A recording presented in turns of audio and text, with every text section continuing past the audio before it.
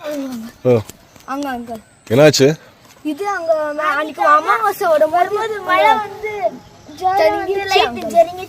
சரிஞ்சிடுச்சா? அதுக்கு கல்லுல வச்சுதான் அங்க போக கூடாது அங்கிள். யார் வச்சது கல்லுங்க? தெரியல அங்கிள்.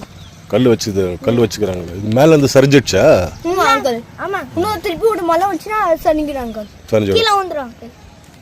நேற்று காற்று ரொம்ப ஜாஸ்தி வந்தா அப்படியே ஆடுது அங்கிள் லைட்டு. அப்பா நேற்று காற்று ரொம்ப ಜಾಸ್ತಿ வந்து லைட் ಆಡ್ದ ಅಂಕಲ್. ಲೈಟ್ ಟೈಪ್ ಕೂಡ ಒಂದು ಜಂಗಿತ್ಕಿದ ಅಂಕಲ್ ಅದು.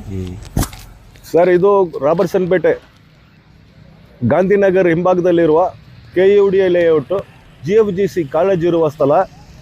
ಈ ಐಮಾಸ್ಟ್ ಲೈಟು ಸುಮಾರು 3 ತಿಂಗಳಿಂದ ಯಾವಾಗ ಕೆಳಗಡೆ ಬಿದ್ದು ಏನಾದರೂ ಅನಾಹುತಗಳಾಗುತ್ತೋ ಅಂತ ಭಯವಾಗಿರ್ತದೆ ಸರ್.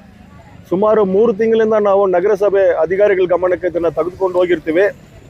ಆದರೆ ನಗರಸಭೆ ಅಧಿಕಾರಿಗಳು ನಿರ್ಲಕ್ಷ್ಯತೆ ತೋರಿಸ್ತಾ ಇದ್ದಾರೆ. ಕೆಳಗಡೆ ನಾವು ಸೇಫ್ಟಿಗೋಸ್ಕರ ಕಲ್ಲುಗಳನ್ನು ಇಟ್ಟಿದ್ದೀವಿ. ಯಾವುದೇ ಸಂದರ್ಭದಲ್ಲಿ ಇದು ಮೇಲೆಯಿಂದ ಕೆಳಗಡೆ ಬೀಳ್ಬೋದು. ಸಣ್ಣ ಪುಟ್ಟ ಮಕ್ಕಳು, ಪಕ್ಕದಲ್ಲಿ ಕಾಲೇಜು ಮಕ್ಕಳು ಎಲ್ಲರೂ ಓಡಾಡುವ ಸ್ಥಳವಾಗಿದೆ ಇದೆ.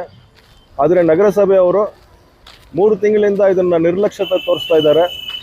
ನಗರಸಭೆಗೆ ಸ್ವಂತವಾದಂಥ ಈ ಐಮಾಸ್ಟ್ ಲೈಟು ಮಾತ್ರವಲ್ಲ ಸರ್, ಈ KUDA ಲೇಔಟೇ ಒಂದು ಕಾಡು ಥರ ಮಾಡಿ ಇಟ್ಕೊಂಡಿದ್ದಾರೆ. ಎಷ್ಟು ಬಾರಿ ನಾವು ಹೆಲ್ತ್ ಡಿಪಾರ್ಟ್ಮೆಂಟ್ ಅವ್ರಿಗೆ ದೂರು ನೀಡಿದ್ರು ಅವ್ರು ಬಂದು ಇದನ್ನು ಶುದ್ಧಪಡಿಸೋಕ್ಕೆ ತಯಾರಿಯಾಗಿಲ್ಲ. ಈ ಐಮಾಸ್ಟ್ ಲೈಟು ಯಾವತ್ತು ಕೆಳಗಡೆ ಬೀಳುತ್ತೋ ಅಂತ ಭಯಭೀತಿಯಲ್ಲಿ ನಮಗೆ ದೂರವಾಣಿ ಮುಖಾಂತರ ನಮ್ಮ ಗಮನಕ್ಕೆ ತಂದಿರ್ತಾರೆ.